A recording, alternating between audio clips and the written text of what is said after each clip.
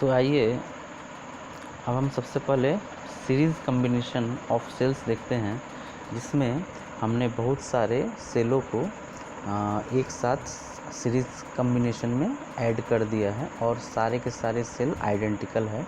यानी अगर एक का ईएमएफ ई से डिनोट किया जाएगा तो बाकी के ईएमएफ भी कैपिटल ई ही होंगे और उनका जो इंटरनल रेजिस्टेंस है उसे स्मॉल आर से डिनोट किया गया है। तो यहाँ हम देख पा रहे हैं कि यहाँ पर एक सेल है C1, फिर इसके बगल में एक और सेल है C2। इस तरह से यहाँ पर टोटल CN है, यानी N equal to number of cells in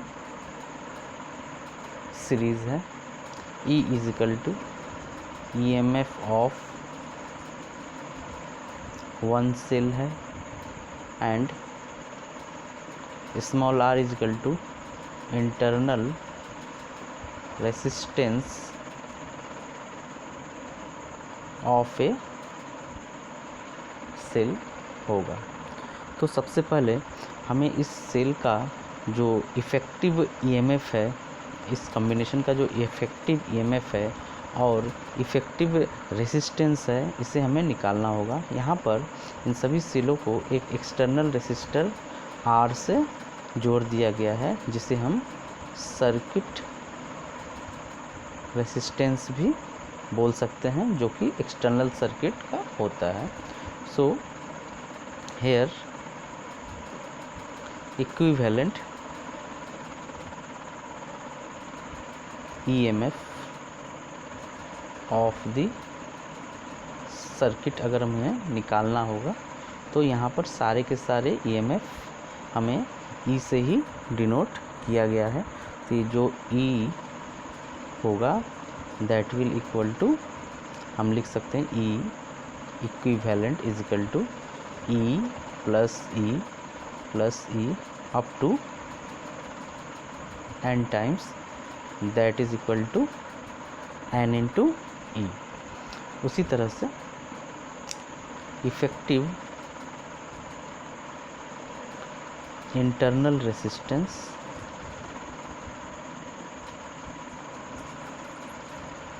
that is, अगर हम R इक्विवेलेंट लिखना चाहे, that is R plus R up to n times, so this will equal to n into R।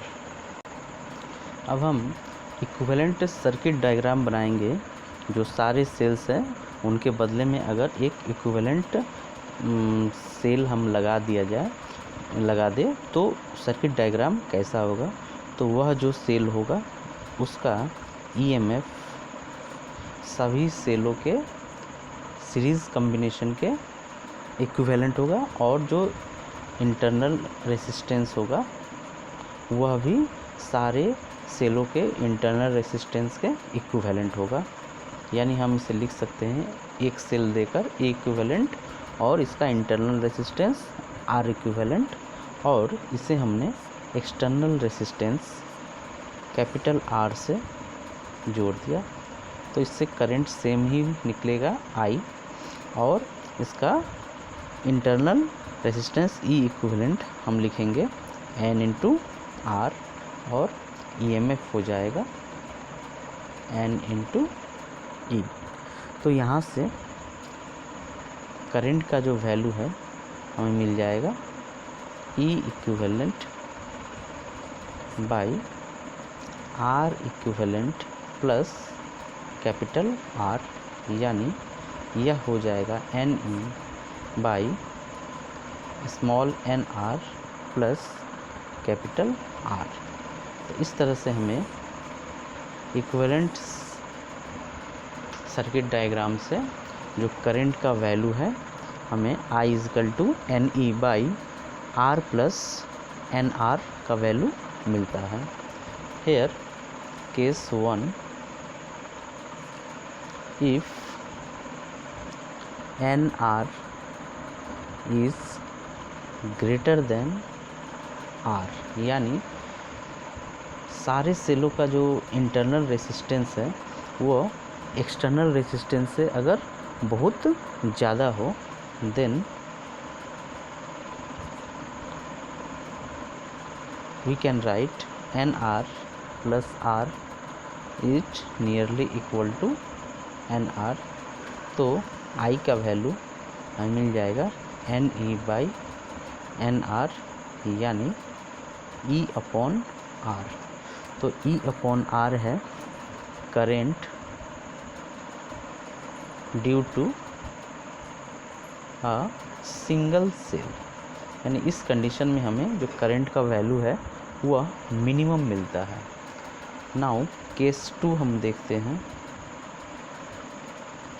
If capital R is much greater than NR, यानी जो external resistance है वह सारे सेलों के इंटरनल रेजिस्टेंस से greater value का हो, तो इस कंडीशन में I का वैल्यू हम लिखेंगे NE बाई, अब NR के बदले हम केवल R लिखेंगे, यानी N times of E upon R, यानी यहाँ पर हमें करंट का वैल्यू मैक्सिमम मिलेगा।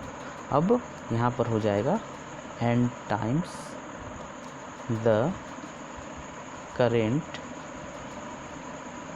ऑफ ए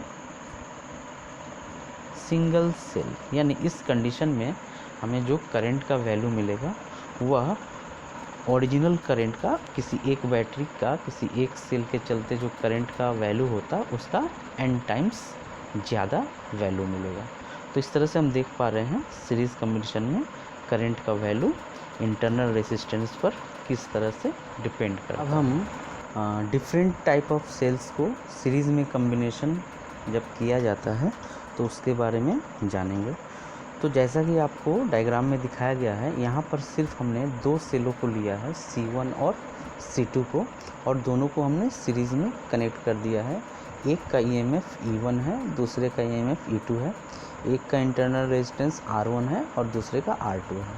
अब सीरीज़ में कनेक्ट करने से दोनों में एक ही करंट फ्लो होगा, Z से Y होते हुए X की ओर ये फ्लो हो रहा है। तो अगर X पॉइंट पर इसका पोटेंशियल Vx हो, y पॉइंट पर पोटेंशियल Vy हो और Z पॉइंट पर पोटेंशियल Vz हो, तो हमें अलग अलग कंडीशन लेते हुए इस बैटरी से होते हुए करंट का वैल्यू निकालना है। तो सबसे पहले हम आते हैं Vx और Vy के बीच, जब सेल का बैटरी C1 जुड़ा हुआ हो तो इस कंडीशन में दोनों के बीच का जो पोटेंशियल डिफरेंस होगा ये Vxy होगा, that is Vx minus Vy होगा, और जो Vxy होगा यह C1 सेल का टर्मिनल वोल्टेज होगा, जिसे हम लोग जान चुके हैं कि E1 माइनस IR1 से हम लिखते हैं। सिमिलरली अगर हम VYZ लिखें, that is Vy minus Vz हम लिखेंगे, so that is equal to Vy minus Vz is E2 minus IR2 हम लिखेंगे, और इसे हम सेकेंड इक्वेशन से डिनोट कर देते हैं। So Vxz that will equal to Vxy plus Vyz, so that will equal to E1 minus IR1 plus E2 minus IR2, so Vxz equal to E1 plus E2 minus I into R1 plus R2 हमको मिल जाता है। अब हम इस diagram के equivalent circuit पर बात करते हैं। तो हम यहाँ लिखते हैं इक्विवेलेंट सर्किट। तो यहाँ पर हमने दो डिफरेंट सेल्स को लिया था, तो दोनों का जो इक्विवेलेंट ईएमएफ और इक्विवेलेंट इंटरनल रेजिस्टेंस है, इसके टर्म में हमें इक्विवेलेंट सर्किट डायग्राम बनाना है। तो हमने मान लिया इन दोनों के बदले हमने एक ही सेल यूज़ किया, जिसका ईएमएफ हमने कैपिटल ई और इंटरनल रेजिस्टेंस हमने आर से डिनोट किया, जिससे यहाँ पर x और यहाँ पर z हमने डिनोट कर दिया और इस सेल से हमें करंट I मिल रहा है। तो इस तरह से हमें यहाँ पर देखने के लिए मिल रहा है VXZ equal to E1 plus E2 minus I into R1 plus R2 मिलेगा, जो कि हमें पहले ऑलरेडी मिल चुका है। तो अगर इस सेलों के बदले हम एक सिंगल सेल का यूज़ करें जिसका EMF और इंटरनल रेजिस्टेंस इन सेलों के दोनों सेलों के EMF और इंटरनल रेजिस्टेंस के इक्विवेलेंट हो, तो हम लिख सकते हैं E is equal to E1 plus E2 and R is equal to R1 plus R2। तो ये हमने दो सेलों के लिए लिखा। एंड फॉर n सेल अगर हम लेते हैं then we can write E is equal to E1 plus E2 up to En and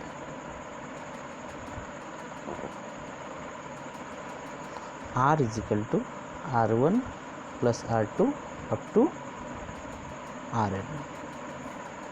तो इस तरह से हमने डिफरेंट सेलों को सीरीज़ में जोड़ने पर ही उसका इक्विवेलेंट EMF और इक्विवेलेंट इंटरनल रेजिस्टेंस निकालना अच्छी तरह से जान लिया है।